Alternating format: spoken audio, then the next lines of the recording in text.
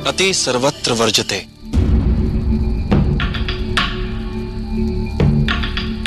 अति किसी भी बात की बुरी होती है चंद्रगुप्त, फिर वो चाहे सीखने की क्यों ना हो। ज्ञान का अर्थ उसके उपयोग में है। गाड़ी पाया, गाय भैंसी पाया, तो सब दकिया रजाई पाया, सब कुछ पाई हुई चीज है। इसमें से आप सब कुछ पा लिया आपने। आपका उम्र 40 से 50 वर्ष होने जा रहा है। अब छोड़ने की बारी आ गई। उस समय थी पाने की बारी, अब आ गई बारी छोड़ने की। अब आप अपने दादा दादी को छोड़ दें, वक्त हो जा रहा है। 50 वर्ष का आपका उम्र हो गया, अब आप माँ पिता को छोड़ दीजिए। माँ पिता छूट गए। 60 वर्ष का उम्र हो गया आपका, अब आप नौकरी छोड़ दीजिए, क्योंकि पाए थे नौकरी छोड़ दीजिए। अब 70 वर्ष का उम्र हो गया, आप पत्नी को छोड़ दीजिए, अब पत्नी आपसे छूट गई। अब 80 वर्ष का आपका उम्र हो गया, खेत आपसे छूट गया, अब खेत में जाने लायक नहीं है। 90 वर्ष का उम्र हो गया, माल मवेशी छूट गया, उसके निकट जाने लायक नहीं है। अब 90-95 हो रहा है, गाड़ी घोड़ा पर बेटा ले जाना छोड़ दिया, कहीं गाड़िए पर पैखाना कर देंगे तो गाड़ी छूट गई। अंत में आपका तोसक तकिया रजाई छूटेगा। बेटा पुतो कहेगा इसी पर पैखाना करते हैं, अब थूक खा रखते हैं, कोई अच्छा आदमी आता भी नहीं। उठा के वहां से धरती पर बिछौना कोई झोपड़ी में आता चले गए। वहां जाने के बाद अब समय आ गया, आपका वो बिछावन छूट जाएगा। और बिछावन छूटने के बाद अंत में जिसको सबसे पहले आपने शरीर को पाया था, वो शरीर क्या है आपका यहाँ जिस पर घमंड है? क्या सब रहा आपका यहाँ? अरे नंगे आए थे, नंगे आए थे, अब मात्र चलने के समय 2 गज कफन मिला और कुछ मिला है? अब 2 गज कफन के चलते इतना चोरी, बेईमानी, दलाली, घुसखोरी, हत्या, बलात्कार, मिलावटबाजी चल रहा है। मात्र 2 गज कफन सबको मिलेगा। अंत में राजा हो या रंग हो, क्या मिलेगा अंत में?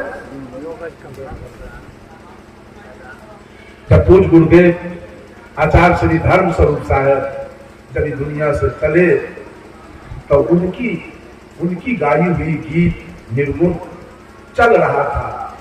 जब शोभा यात्रा पूर्णिया में निकला तो साहेब जी के गीत चल रहा।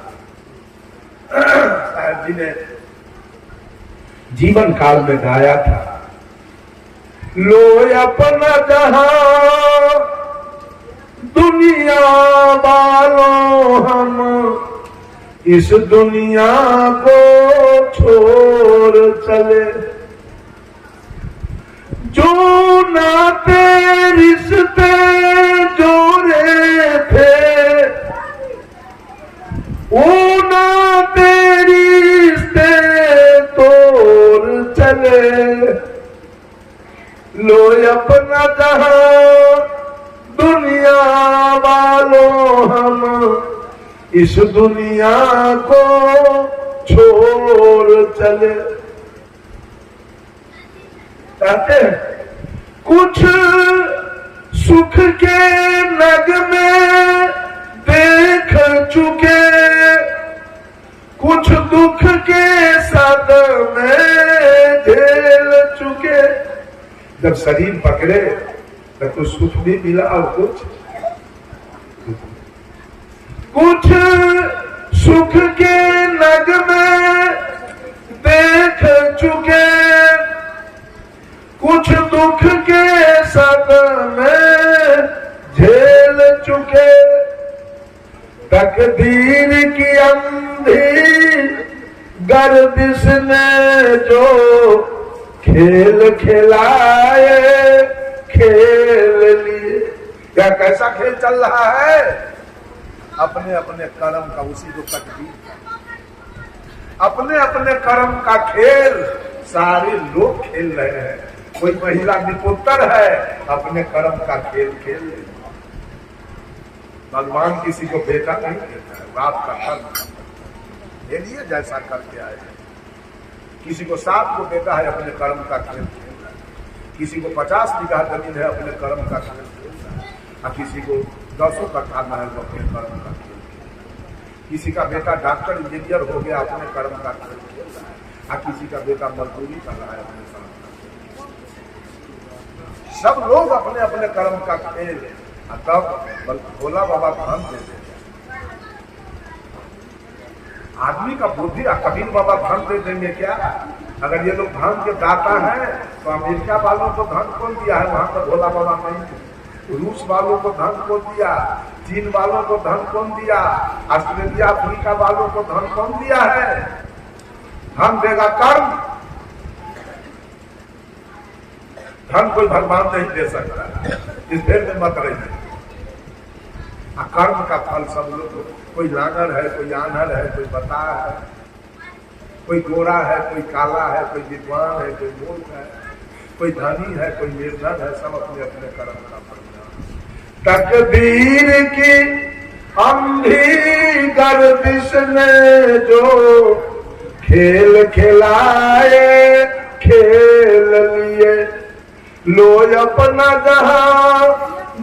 आज तक लोग मंदिर जाता है धनबाद में, लेकिन 66 वर्ष का मेरा उम्र हो गया, आज तक मैं मंदिर का मुंह नहीं, आज तक किसी से पूछ नहीं गया। मेरा मशक्कर साहब को मंदिर जाते देखे हैं, अब पत्थर पानी को प्रणाम करते देखे हैं, कोई नहीं पता। तो क्या बिगड़ गया हमारा? कुछ बिगड़ गया? कुछ बिगड़ा है क्या? है कुछ बिगड़ गया? झूठ रोजगार, उससे क्या मन में बिगड़ने वाला है? अब तो मेरा YouTube चैनल पूरे भारत में चल रहा है, अब क्या चाहिए हमको? आप लोगों को भी कहते हैं, मैं YouTube चैनल निकालना नहीं चाह रहा था, लेकिन चैनल जो चल रहा था मेरे नाम से, लोग सब चला रहे थे, उससे कोई कोई हमारा फोन नंबर मांगता था, लोग देता था। बहुत उपराग आया, तब मैंने अपना चैनल चलाया है। चैनल का नाम है रमाशंकर साहब ऑफिशियल चैनल। इसको आप लोग देखेंगे, सर्च करेंगे और सब्सक्राइब जरूर करेंगे। पैसा होगा तो फिर आप ही लोगों के सेवा में हम लगा देंगे पैसा, क्या करेंगे? जब चैनल से पैसा आएगा तो फिर सत्संग। अभी गरैया मठ को मैं 1 लाख रुपया दे के आया, कल कुछ ही लेकर मैं अपने सामने में 50,000 का गिट्टी और छड़ गिरवा दिया, कहा कि आज ले आओगे मालूम 50,000 का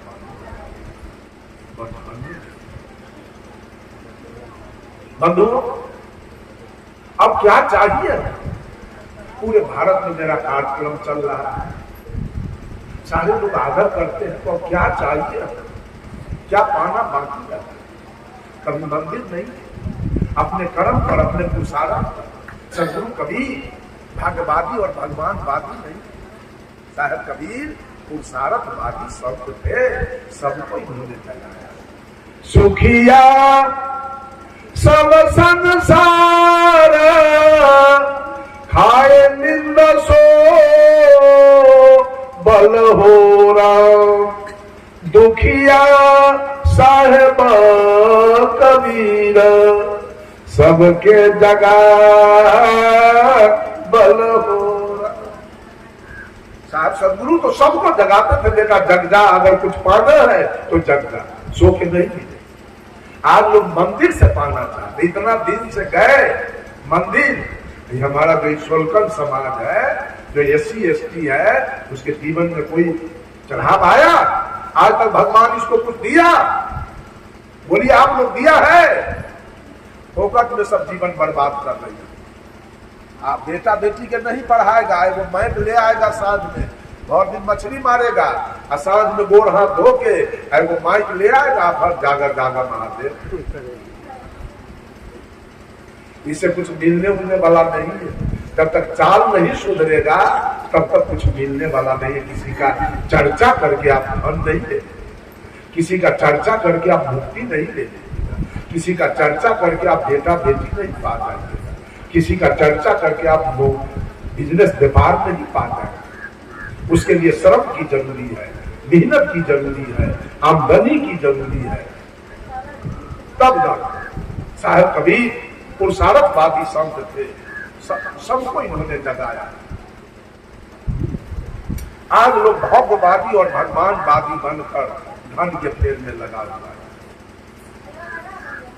इतने कबीरपंथी लोग हैं, उनका भोजन भी पवित्र है, विचार भी पवित्र है, कपड़ा लत्ता भी साफ सुथरा है। कितना धन पाए हैं कबीर। कबीर के चर्चा करते करते तो बुढ़ा गए, कितना धन पाए हैं। कबीर के चर्चा करने से धन मिल जाएगा क्या? सिर्फ चर्चा करने से धन मिल जाएगा क्या? ये सब बिल्कुल झूठ बात, इसके पीछे नहीं पड़ना चाहिए।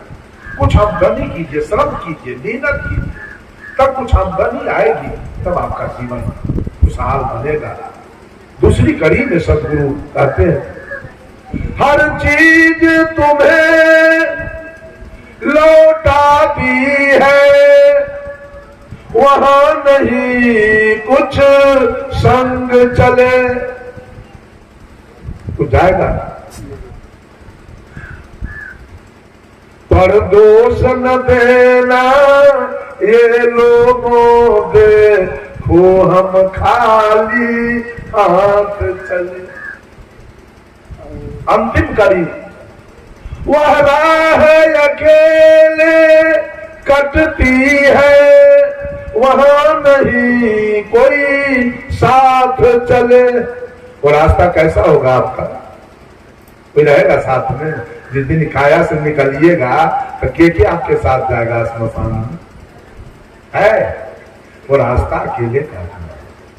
वह राह अकेले कटती है, वहां नहीं कोई साथ चले। उस पार न जाने क्या पाए, इस पार का सब कुछ हार चले। जहां आप है, जिस धन दौलत गाड़ी पर बैठे हैं, वो सब आपको हार जाना है कि जीत के जाइएगा? हार जाना है। इसी के चक्कर में रह गए तो कह रहा है उस पार न जाने क्या पाए, उस पार में हमको क्या मिलेगा इसकी कोई गारंटी नहीं। और जहां है वो सब कुछ हार जाए। तब आप दिवालिया हो गए। जो जमा किए वो छूट रहा है, आगे क्या मिलेगा इसकी कोई गारंटी नहीं। तो क्या रहा आपका? दिवालिया हो गया, कुछ रहा आपका? इसलिए बंधुओं, यहाँ हम लोगों का कुछ है नहीं वास्तव में। सत्संग तो जरूर कीजिए सब लोग,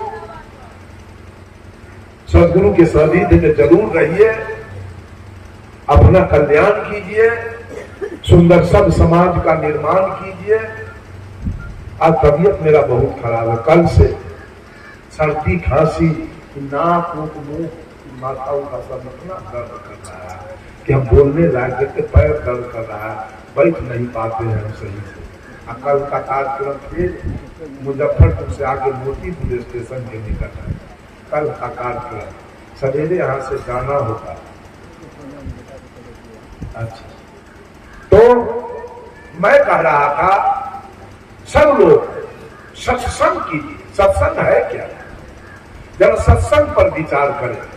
सबसे पहले मैं ये बात जानना चाहता हूं आप लोगों से कि हर पंथ में जहां जाइए वहां एक बार बंदगी होती है, नमस्कार, प्रणाम, नमस्ते, दंडवत, सलाम वालेकुम, जय हिंद, जय भारत, जय हरि, हरिओम, या good morning, good evening, good night.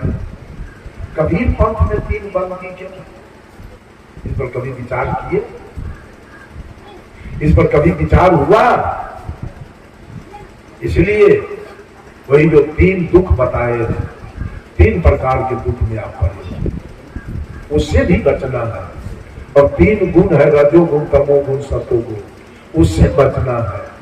काम क्रोध लोभ से बचना है, इंगला पिंगला सुख मना से बचना है, गंगा जमुना सरस्वती से बचना है, और 3 पाप कर्म है उससे भी। पाप कर्म 3 क्या है? एक पाप है मन से, दूसरा पाप है वचन से, और तीसरा पाप है कर्म से। मन का 3 पाप है, ईर्ष्या, द्वेष और अहंकार। आपके बगल वाला कोई इंजीनियर हो गया, डॉक्टर हो गया, कलेक्टर हो गया, तो आपको ईर्ष्या होगा, कैसे होगा ना ईर्ष्या? आप वाणी के द्वारा व्यक्त नहीं करेंगे, भीतर भीतर आप चलेंगे देखकर। चाहे वो 10 बीघा जमीन खरीद लिया, चाहे पक्का का मकान बना लिया, तो बगल वाले को ईर्ष्या, वो वाणी के द्वारा व्यक्त नहीं करेगा, कहेगा नहीं, लेकिन ईर्ष्या से चलेगा, करेगा ना। अब दूसरा है द्वेष। आपका दुश्मन कोई गांव में है, उससे आपका हमेशा द्वेष रहेगा, मर जाए, इसका बेटा मर जाए, इसकी नौकरी छूट जाए, इसकी भैंस मर जाए, इसका जमीन बिका जाए। ये भी आप मन में छिपा, 3 पाप मनुष्य मन में छिपा के रखता है, ईर्ष्या, द्वेष और अहंकार। अहंकार है आपके मन में कि हमारे जैसा धनवान कौन है, विद्वान कौन है, बुद्धिमान कौन है, बलवान कौन है। ये भी लोग वाणी के द्वारा व्यक्त नहीं करते हैं, छिपा के रखते। ये 3 पाप छिपा के रखते हैं। एक आदमी था जिसका उम्र 60 वर्ष का हो गया। 60 वर्ष का उम्र हुआ, एक भी बार गोपाल नहीं। उसकी पत्नी अपने पति से कहती है, सुनते हैं क्या, अरे हमसे आपको वंश खानदान नहीं चला, एक दूसरी शादी कर लीजिए। पत्नी के कथनानुसार बेचारा दूसरी शादी किया। पत्नी आई, 1-2 साल बीतते बीतते छोटकी पत्नी से एक लड़का जन्मा। अब क्या खुशहाली का ठिकाना है? अब ये बताइए, भूसा चोकर सुधा दाना कौन गाय को मिलता है?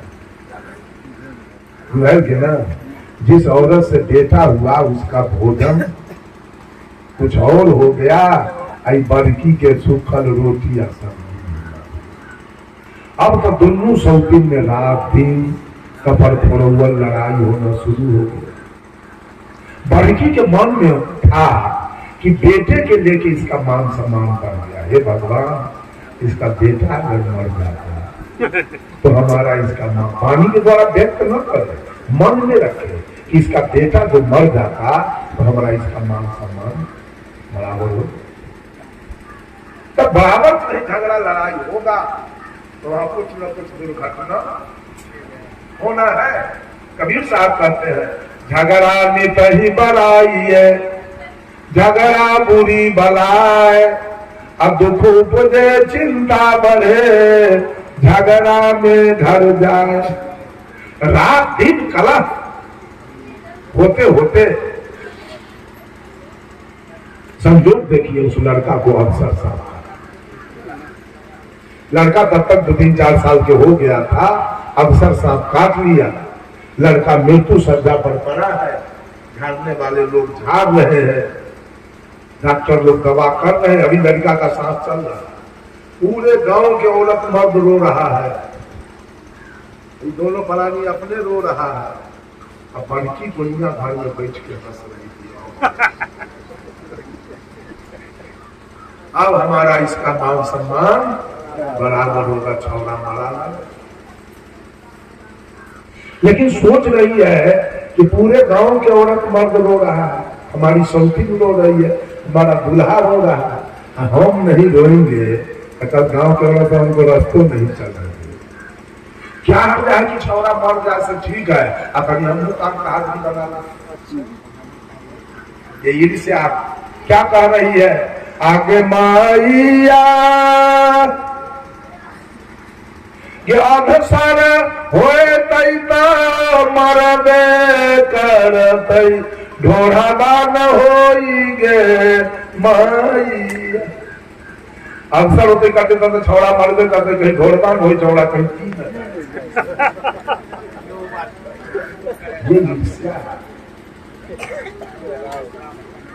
ये मनुष्य अपने हृदय में छिपा के रखता है ईर्ष्या, द्वेष और अहंकार। हम पहली बंदगी सदगुरु से करते हैं। सदगुरु आपका चरण छूकर मैं संकल्प लेता हूं, मैं प्रतिज्ञा करता हूं, मैं कसम खाता हूं कि आज से किसी के प्रति अपने हृदय में ईर्ष्या, द्वेष और अहंकार नहीं। पहली बंदगी समर्पित हो गई आपकी। दूसरी बंदगी है, दूसरा पाप है वचन का। वचन का 3 पाप है, गाली देना, झूठ बोलना और निंदा करना। तो दूसरी बंदगी हम सदगुरु से करते हैं। सदगुरु, आपका चरण छूकर मैं प्रतिज्ञा करता हूं